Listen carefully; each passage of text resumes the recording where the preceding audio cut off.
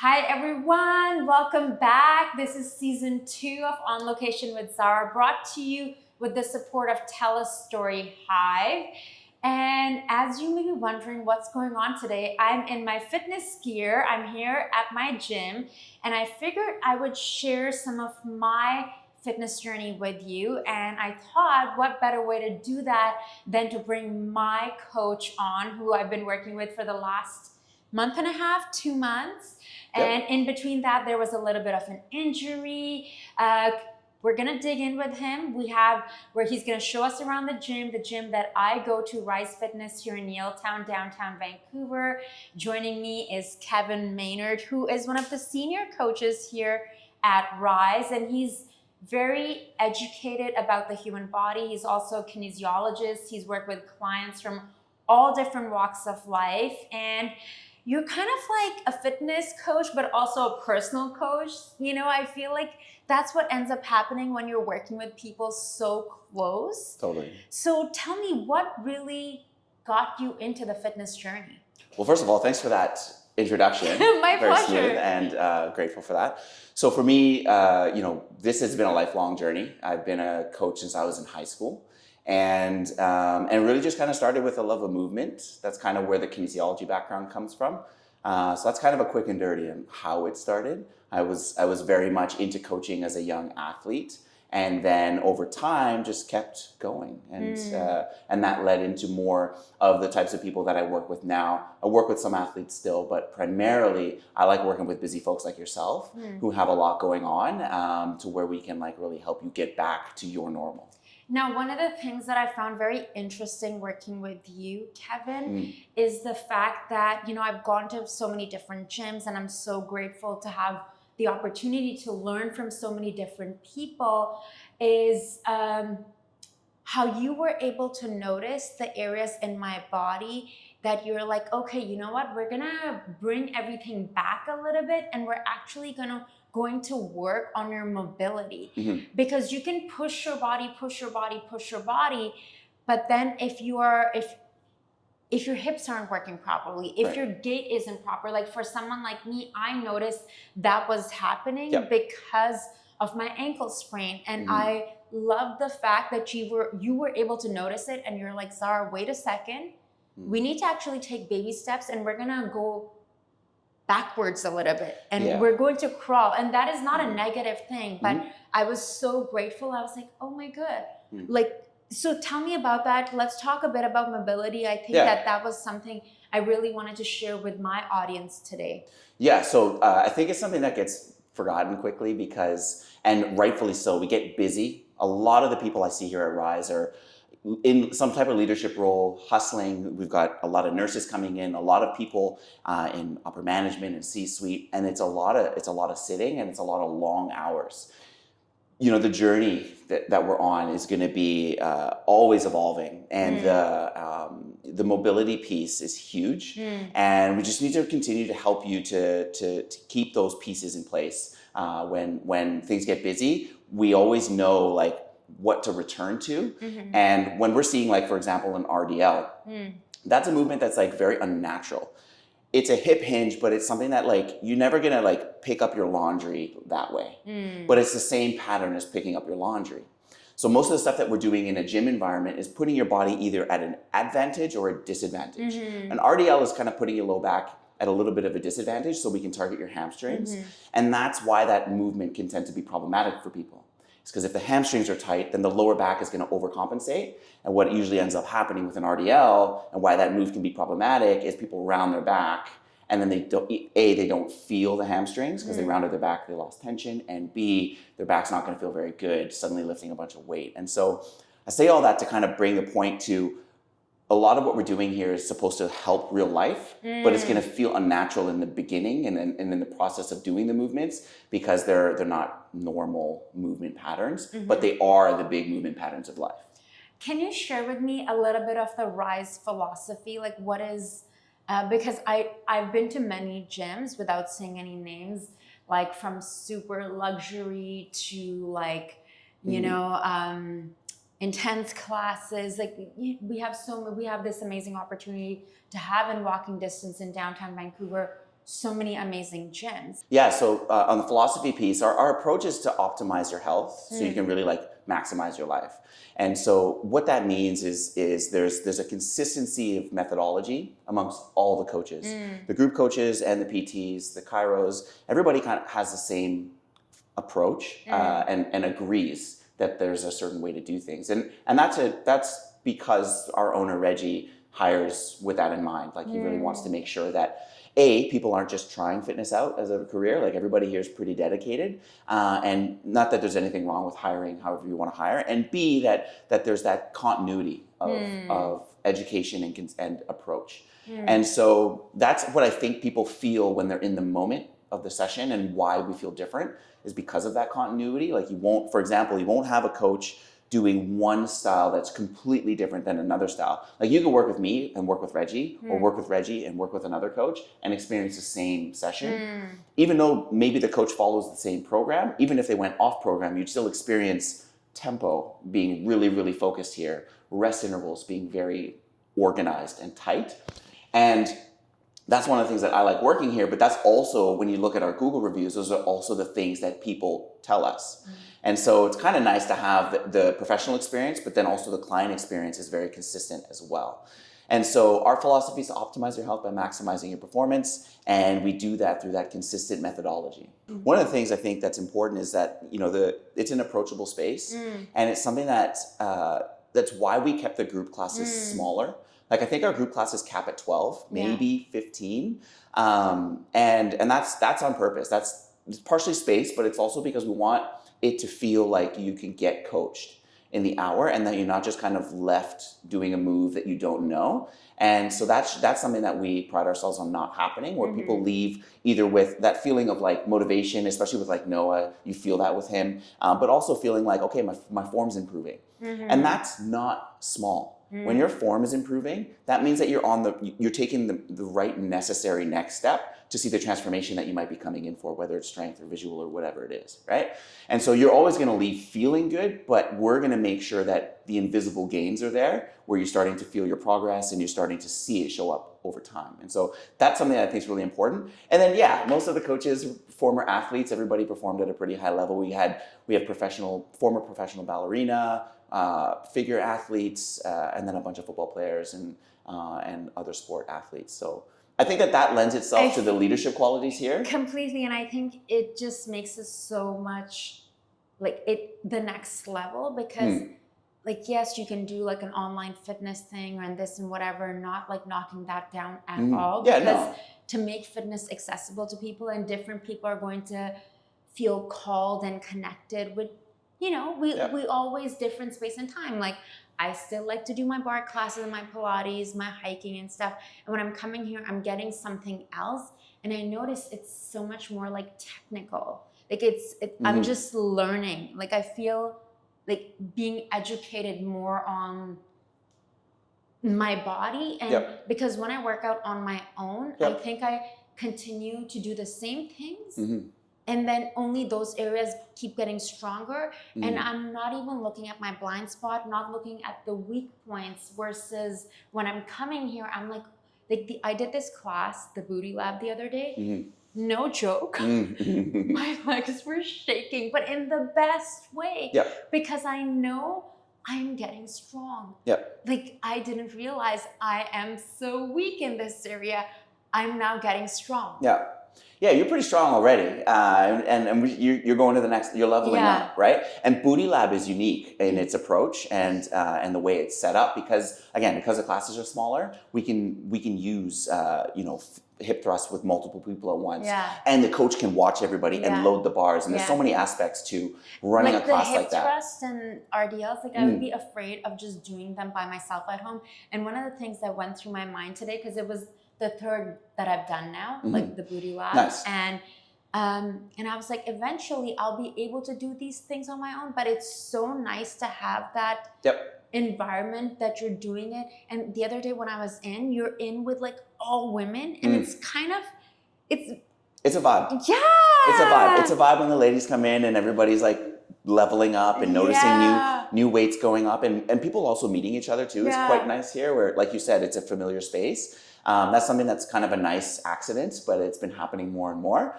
And so, yeah, like we definitely pride ourselves on our approach from a reps and sets perspective. Like that stuff I think is different than what I've seen across the city. And there's, again, like you said, there's no knock. Everybody's taking their own approach. Yeah.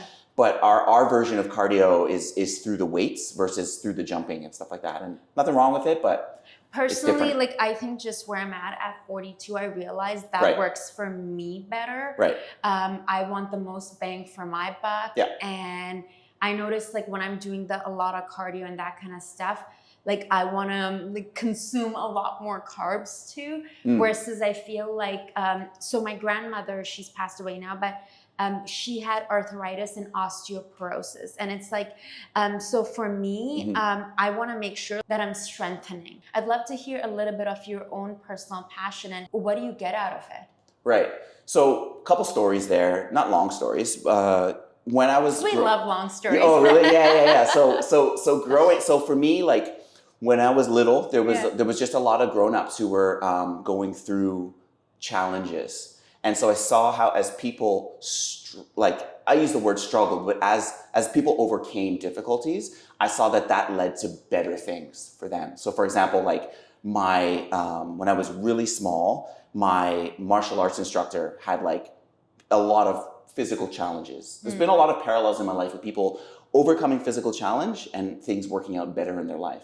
And so like I saw that at a young age and I was like, oh, like if you just keep trying hard, good things happen. And that was the case for me. Sometimes bad things happen too. When I was in college, I had one of my captains pass away with a fight with leukemia, but watching how he showed up to work out, still showed up to practice, even though he probably went to the hospital later that day and ended up losing his life to that illness, I saw how the consistency with the things in the fitness space were what gave both my martial arts instructor and then later one of my captains in football the kind of like, maybe it was community, maybe it was something else, but there was a lot of like parallels to like that being necessary, even though things were going really bad. And I think for me, like when I think of, and this is getting a little deep, but like life's gonna go bad for all of us at some point. And this may not be a fitness point, but like being able to push through that in some way. I believe that a consistent fitness practice or going to the gym or finding something that works in order to use your body, I think that for me, that's why I like to do this, because I know bad things are going to happen and you need to be strong in order to overcome them. And I believe that fitness helps you overcome more things in life. But I use a blank slate. I use a broad stroke with fitness. I think it's a cure-all. Not everybody thinks that, but for me and the examples I've seen in my life, that's been the case. So I hope that makes sense. But no, it completely makes sense. Yeah. Like for someone like me, like under the whole mind-body connection, and I feel like especially like even though obviously it's something I've always been aware of, like teaching yoga and what even drew me to yoga, and like I'm not teaching at the moment, but when I move my body, which can be something as simple as walking, and if I'm not a good state of being, and sometimes like it could be pouring outside, and the rain could be just, or like snow and windstorms, and I have to walk my dog, and I could be going through a breakup and whatever, and no joke, after the walk, after the half an hour outside, I'll come home a new person. That's really what the journey ends up being. The amount of sessions I've been in where it's a crying or it's a venting, that's normal. It's personal training for a reason. But the journey within is really what makes everything outside come together. And I know that sounds a little cliche, but that's why I do this. Like I really enjoy, someone coming in that has like frozen shoulder or some problems with their posture because they're sitting a lot, and we help them wake up their muscles again. And like you literally get a boost from just improving your posture. And I know everybody at home just sat up with us. But that kind of stuff, it's not small. Sleep is not small. Crying is not small. All those pieces that help you to feel strong again is really why I do this. It's really, really important to be able to get that piece that you need. And literally like that's what the self-care is. It's not a vacation. it's those moments where you're by yourself and you're letting yourself cry, or you're showing up to the workout and you're letting the weights be heavy that day, but you know you're going to show up again tomorrow. That's self-care. That it's not some retreat. Like you guys are actually coaching because you're taking those people's like energies, you know what I mean? Like anything could be, someone could be going through divorce and whatever, like the happiest times, the lowest times, and they're coming to you and you're like, okay, like we're gonna work on this. So how do you keep yourself like, I guess this could be advice for perhaps coaches or new coaches out there. How do you keep things fresh? That's a good question. It's something that the coaches talk about here all the time, where like you need to change your environment. Or we're lucky here. There's so many good rep set schemes here that we can draw from to keep things like, there's probably like 3 years of every month. There's over 36 programs that I could do for the next 3 years. I could do a different program every month here that I'd have if I wanted to lift weights the whole time, right? But for me, and I think for a lot of the coaches, like changing environments, some of us run, some of us don't. I think of a change of environment, community is important, being able to see people that you want to talk to and you know, people who are genuinely happy for you, like finding those people like you talked about. That usually happens in a group environment. I think that that's huge. There are a lot of women who come to this gym and obviously they're getting the right training, they're loving the classes, they're feeling comfortable coming here.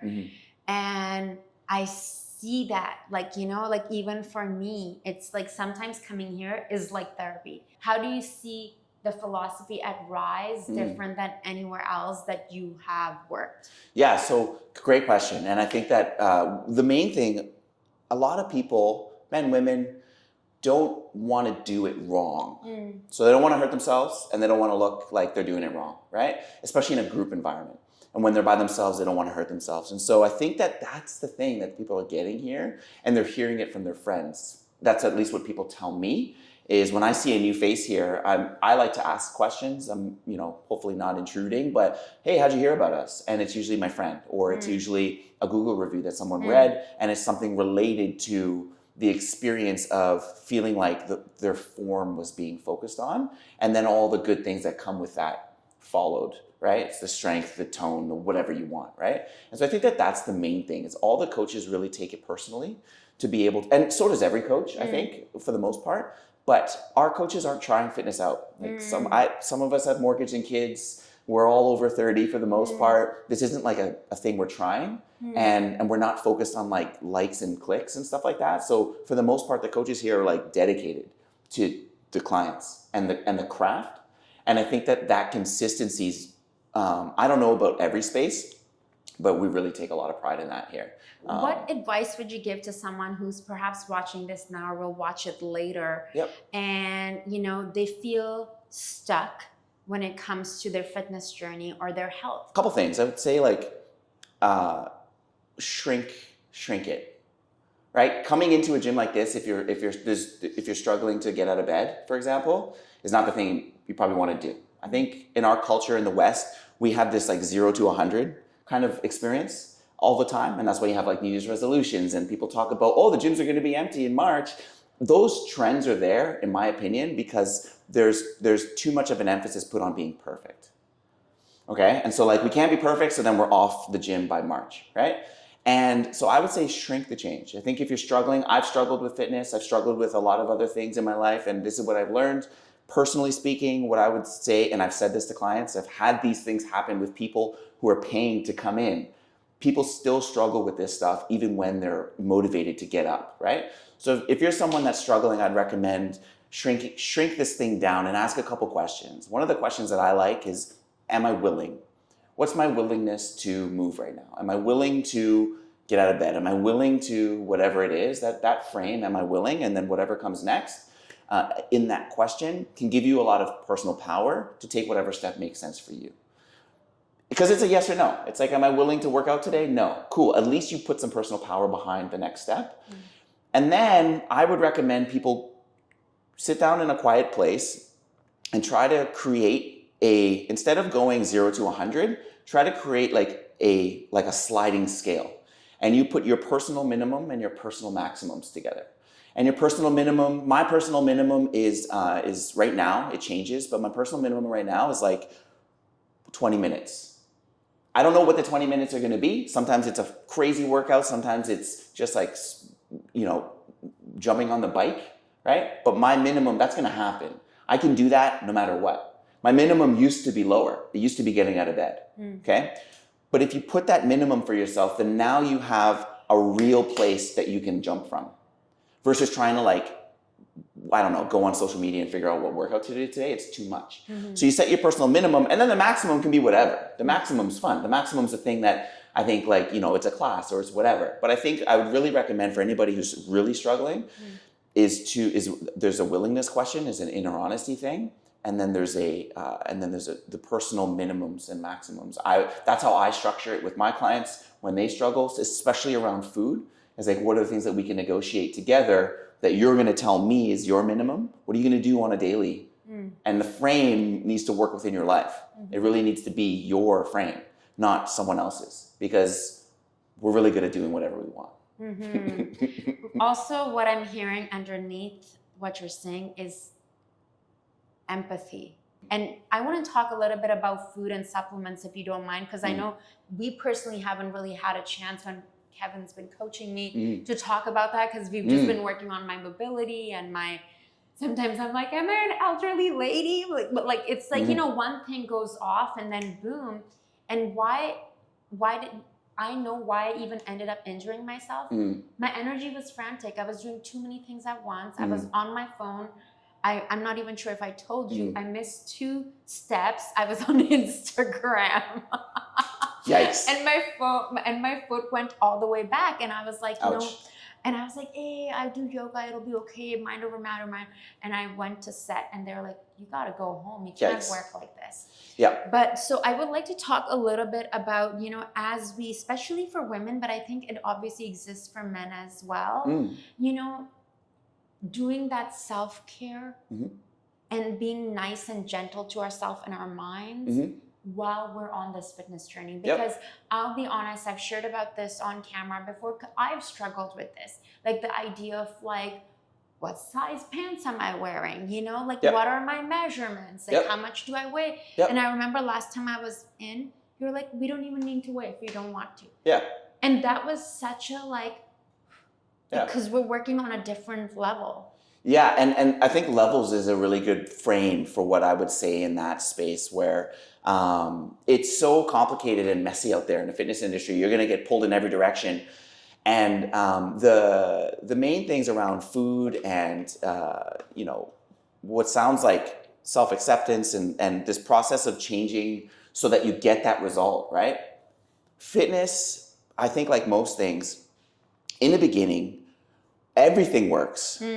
Right? That's why those Victoria's Secret models get where they get, because it worked for them, right? And there's reasons why environmentally there's pressure that's going to be there that might not be there for me. Like say, I'll keep a male example. Like say I want to do a figure competition and I'm comparing myself to the men that I see on stage. I know they take steroids. I know some of them don't, right? But all that's in my brain and I'm stressed that I can't do it. Well, I have to look at my life individually. And so these things get more complicated before they get simple. And I think a big piece of it is people wanting the simple without getting the complicated. And it's like, no, you have to go through the research for yourself. And as like I could help you with that, right? But even with a coach, there's like 6 approaches we could take to get to the same goal. But which one works for you? They all work. Intermittent fasting, tracking calories, not tracking calories, you know, just increasing your total. There's so many ways we could approach this, but which one are you going to do? Stress, guys, if you're stressed out, you can't do it. The stress hormone, when you're stressed and you're not seeing progress, your body is working. Your body's supposed to break down muscle to make carbohydrates when you're stressed. It works. So if you see your muscle going down, but you're lifting weights and you see like you're trying, but you're not seeing progress, but then you also see that like you've got a deadline this month and like maybe your sales goals aren't where they should be or whatever stresses you might have. If those stresses for you are higher than they usually are and you're not seeing progress, it's probably a stress issue. And that's not nothing. That is huge. So is sleep. so is like a lot of like calming aspects of life. The body needs that in order to let go of the weight. Otherwise, it's going to hold it because it thinks it needs it for calories. Yeah, Makes and sense? and that's such an important point. Any lasting words of wisdom for anyone watching at home, that what they can do today to implement that self-care to help improve their health today, to take charge of their health and fitness. And part of that health is the mental health, because they go hand in hand. Yep. The physical part and the mental health, Yep. they go hand in hand. This is just what I do. Take it or leave it. You could sit in your chair, edge of your bed, wherever you want to be. And you just ask. You got to be alone, and you ask honestly, like, what would I do? What could I do? What could I do? There's a lot of things I could do that I would do to move X forward or to get going today, and you'll get an answer. You'll get an answer. If you ask that question honestly, you'll get an answer. It might not be the answer you want, but that would be the next step, I think, is because that's a big willingness piece, is what could I do that I would do today? And maybe it's going back to sleep. Maybe I don't know what it would be, but that's what I'd recommend. Yeah, and come check us out at Rize Fitness. All the answers are here as well. If you want to meet me, we could talk about anything you want. And hopefully we'll see Zara again soon. This was lovely. Thank you. Yeah, thank you. Yeah, thank you so Awesome, much. awesome. I know we went in deep, and thank you so much, Kevin. And I will share their information. So if you guys want to follow them on social media or check out some of their classes, and they have some incredible trainers. Thank you. Appreciate it. Awesome. Thank you. Thank you. Bye, guys.